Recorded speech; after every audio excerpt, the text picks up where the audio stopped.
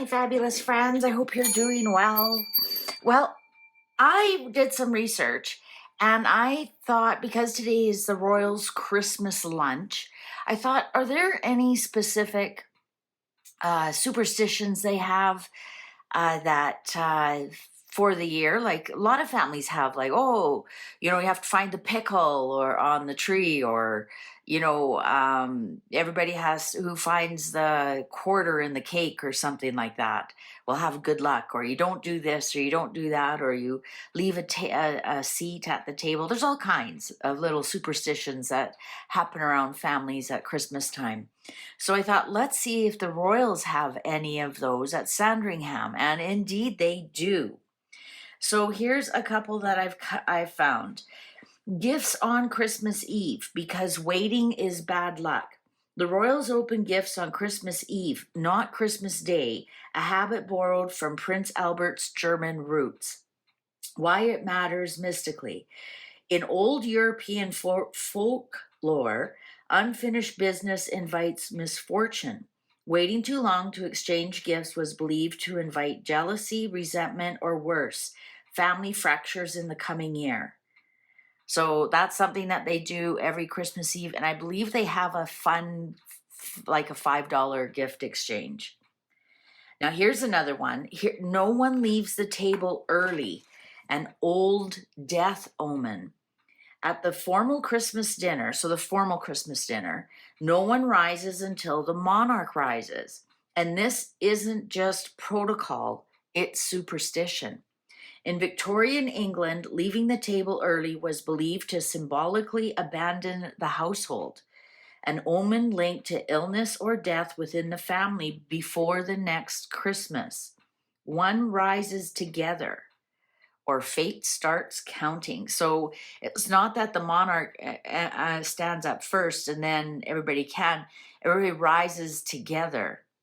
So that's interesting. The same church walk every year to keep the spirits satisfied. The Christmas Day walk to St. Mary Magdalene Church at Sandringham is rigidly unchanged. Same path, same order, same timing. Why? Old estate lore warned that altering ritual routes disturbed ancestral spirits tied to the land.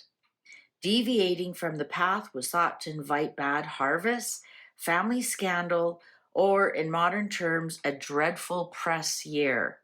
Never anger a ghost who knows your secrets. This one is actually kind of funny. Number 4, weighing guests before and after dinner, a prosperity charm. Yes, it's true. Guests are weighed before and after Christmas dinner. I thought that was just a lore, or, I don't know, but it's true. Publicly joked about, privately taken very seriously. Originally, see, the clock agrees. Originally a prosperity omen, the belief was that guests who gained weight proved the household was generous, abundant, and protected from scarcity in the upcoming year. A lighter guest, an omen of want. Eat or else. Candles must never be blown out. And this is actually something that goes right back. This is more occult. And you think about it when John Dee was involved with the first Queen Elizabeth. And it's very superstition in a lot of cultures, but especially in the occult, you never blow out a candle. Candles must never be blown out. And it's so funny because you blow out candles on your birthday, right? And when you're in the occult, you're like, what? You don't do that. So why? Blowing out candles was once believed to scatter the protective spirits and invite wandering energies into the home, especially dangerous during the 12 nights of Christmas when the veil is thin and the ancestors are nosy. One does not exhale on fate. So you always use a snuffer. Also, there's also the danger of, I just realized my bracelet's all messed up here.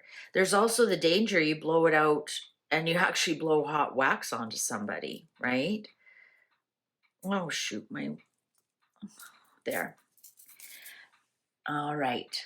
No black clothing ever. Grief invites itself. Even in mourning years, Christmas attire avoids heavy black. Why? Wearing black during the festive rites was believed to invite grief to repeat itself, a superstition deeply embedded after Queen Victoria's reign of perpetual mourning. And number 8, never skip Christmas at Sandringham. No reigning monarch skips Sandringham for Christmas, ever. It is believed the estate itself is protective and that breaking the tradition risks instability in the reign. Sandringham is not just a house, it's a talisman. So I thought those were really interesting. And so, do they continue some of these? Let's ask the cards. Are they going to continue most of these? So we'll be looking for like 3 of Cups, 4 of Wands, the fun cards, the Temperance, right? That's keeping peace in the family. Let's do some of this stuff.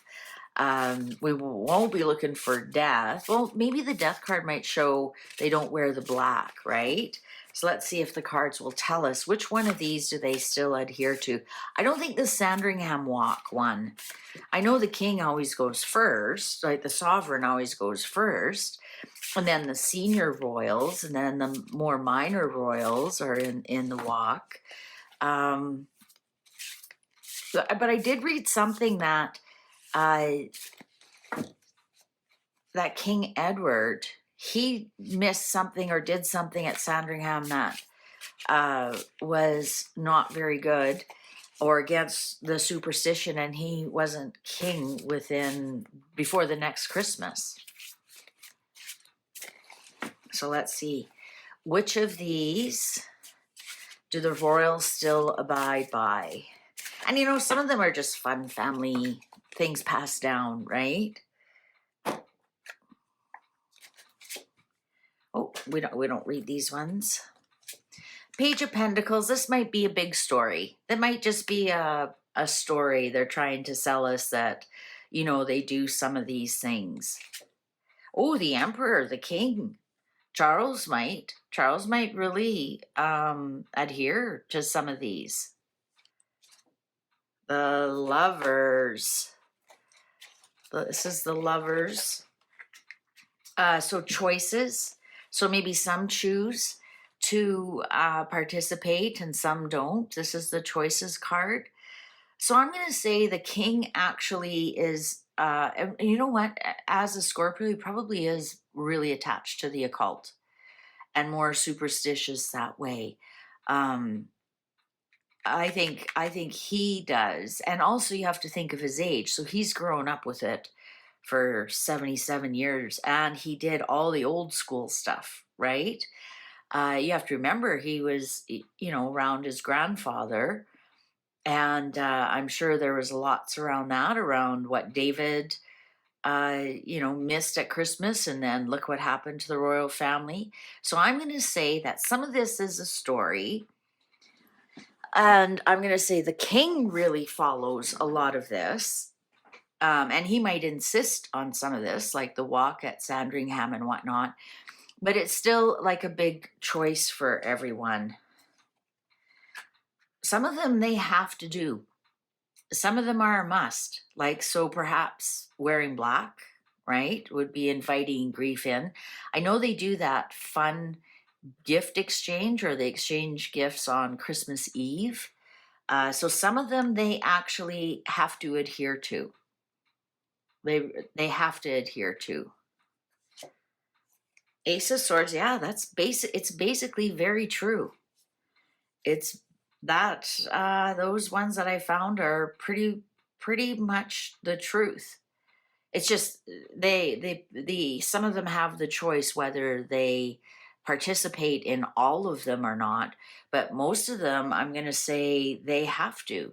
There's no choice, because the king is really maintaining some of that tradition.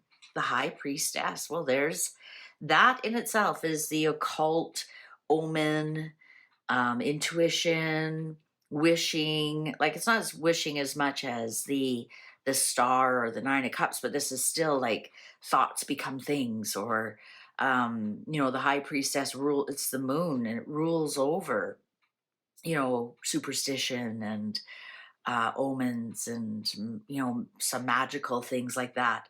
So I'm going to say that for the most part, King of Swords, I'm going to say for the most part that the king and William actually, perhaps William didn't adhere to some of them, and then they had the worst year of their life. I perhaps this year William is really going to abide by it. We got two swords here, so I think that I'm going to say there's some fear definitely around. Look, well, we have actually three swords, but I'm talking two swords upright. I'm going to say there is some deep superstitious fear, right? Because swords are words, and that's all superstition is words, the thoughts you think, the things you believe in. That's all swords energy. So yeah, I'm going to say based on these cards, I think they do a lot of them. I think they also have a couple that are very secretive, that only the inner circle know about. I don't know. Perhaps it's the order they light the candles, or the order the gifts are given, or perhaps there's something in there. When I was researching this, Queen Elizabeth had a lot of superstitions, a lot. So I'm not surprised to see that Charles has them as well, and I'm not surprised to see William is following up on some of them as well, or teaching his children about them, or there might be some specific ones that William insists on, like perhaps not wearing black, right? Um, that one I actually think about. I thought that was actually really kind of a good one, really. I think that would be a good family rule for anybody. Don't invite grief to Christmas. All right. Well, I thought that was fun, something different. Trying to keep it interesting for you guys here. It's getting we're all winding up to Christmas here, and just trying to, I don't know. I'm sick of talking about the Markles. I'm sick of talking about those other two idiots. I just want to kind of, make it nice, fresh, and new, and something fun for us. Thank you very much for watching. Please take good care. See you online. Bye for now.